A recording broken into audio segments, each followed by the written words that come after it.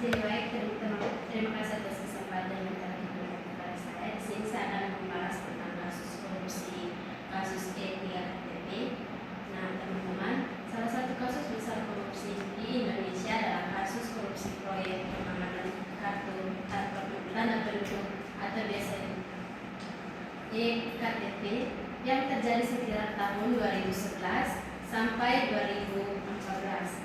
Dalam kasus ini, sejumlah pejabat tinggi dan anggota DPR terlibat dalam penyelewengan dana proyek sekitar 2,3 triliun menjadi total anggaran 5 sampai 9 triliun. Nah, teman-teman, salah satu tokoh utama yang terlibat dalam kasus ini adalah Setia Novanto yang saat ini menjabat sebagai Ketua DPR RI.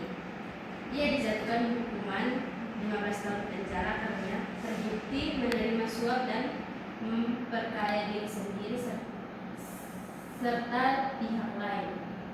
Nah, kita masuk saja pada analisis menurut pandangan seorang Kierkegaard. Nah, seorang Kierkegaard adalah filsuf eksekutif yang menekankan tanggung jawab pribadi, kejujuran batin, dan pilihan moral berdasarkan kesadaran individu di hadapan Tuhan. Bagiannya, kehidupan etis adalah tahap di mana seseorang bertindak sesuai nurani dan tanggung jawab moral, bukan sekedar mengikuti moral sosial atau kepentingan duniawi. Tahap yang pertama adalah tahap etis atau kesenangan duniawi.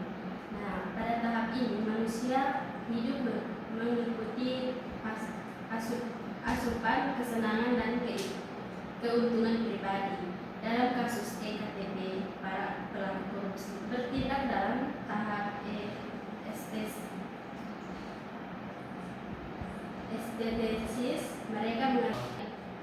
Dalam tahap estetis, mereka mengelar uang, kekuasaan, dan kenikmatan tanpa memperhatikan akibat moral maupun pendekatan masyarakat. Mereka hidup tanpa relevan etis yang hanya memikirkan apa yang mengutamakan diri mereka sendiri. Yang kedua itu tahap etis atau tanggung jawab moral.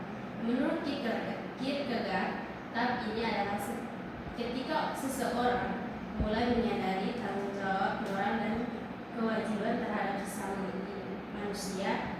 Pejabat publik seharusnya berada pada tahap ini, sadar bahwa pejabatnya adalah amanah, bukan alat untuk memperkaya diri.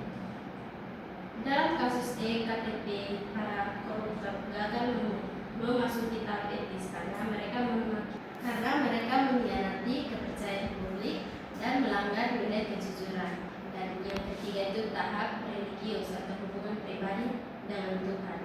Tahap tertinggi menurut Kierkegaard adalah ketika seorang hidup berdasarkan iman dan kesetiaan pada Tuhan, bukan hanya pada hukum dunia. Korupsi dalam ini bukan sekedar pelanggaran hukum, tetapi juga mengkhianati spiritual dan membuat dosa eksistensial mereka sendiri. Seorang korupsi tidak hanya salah satu cara untuk tetap mengkhianati dan bentuk dosa eksistensial karena manusia menolak kebenaran ilahi dan menggantikan dengan egoisnya mereka sendiri.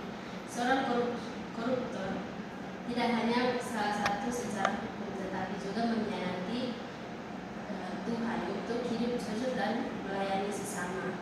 Nah, dari sini dapat kita simpulkan bahwa yang pertama, korupsi muncul karena kritis eksistensial, individu kehilangan kesadaran diri dan tanggung jawab moralnya. Yang kedua itu para pelaku pejabat dan tahap estetis. Dan yang kedua para pelaku terjebak dalam tahap estetis, pengutamaan kepuasan pribadi. Yang ketiga, jalan keluar menurut Kierkegaard adalah pertobatan pribadi, kesadaran moral dan hubungan yang tulus dengan Tuhan, agar manusia bisa hidup yang otentik dan jujur. Jika saya adalah pelaku dalam kasus tersebut, yang pertama itu saya menyadari kesalahan saya pribadi. Saya harus berani menggapai kesalahan dan dosa moral saya. Bukan hanya karena takut hukum, tetapi karena sadar bahwa saya telah mengkhianati kepercayaan rakyat dan Tuhan. Seorang Kierkegaard menangkapkan bahwa kepentingan kesadaran diri terhadap Tuhan artinya harus berani menghadapi rasa bersalah dan bertobat secara tulus. Yang kedua itu mempertanggungjawab perbuatan. Saya akan bertanggung jawab atas tindakan yang saya perbuat dan kerugian negara dan menerima hukum yang pantas. Itu bagian dari kesalahan moral, bukan sekedar korban hukum. Yang ketiga, melakukan pertobatan eksistensial.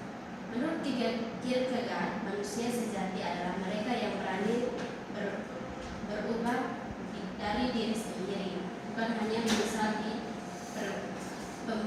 permukaan. Saya akan berusaha memperbaiki diri dengan melayani masyarakat dan membantu memecahkan solusi agar kesalahan yang saya perbuat pelajari bagi orang lain. Yang kedua itu tindakan agar tidak terlibat dalam kasus korupsi. Agar tidak terjerumus dalam kasus seperti itu, ada beberapa langkah moral dan praktis yang bisa dilakukan. Yang pertama itu hidup dengan kesadaran etis dan iman. Kierkegaard menganggap bahwa setiap moral harus berawal dari iman dan kejujuran hati. Artinya, sebelum bertindak, saya harus selalu bertanya apakah tindakan ini benar atau salah dalam diri saya. Yang kedua itu menolak godaan kekuasaan dan materi. Korupsi sering muncul karena keinginan untuk lebih atau uang jabatan dan pengaruh. Saya harus melatih diri saya untuk cukup dan bersyukur, serta sadar bahwa kekuasaan adalah amanah, bukan alat untuk memperkaya diri. Yang ketiga itu bersikap transparan dan tanggung jawab. Dalam pekerjaan apapun, saya akan menjadi transparan dan menggunakan uang atau jabatan dan berani melapor jika melihat penyimpangan. Yang keempat, bergaul dengan orang jujur. Nah, bergaul dengan orang jujur, lingkungan yang baik membentuk karakter, di mana bergaul yang merusak kebiasaan baik. Nilai ini sejalan dengan gagasan Kierkegaard. Bahkan manusia harus berani berada demi kebenaran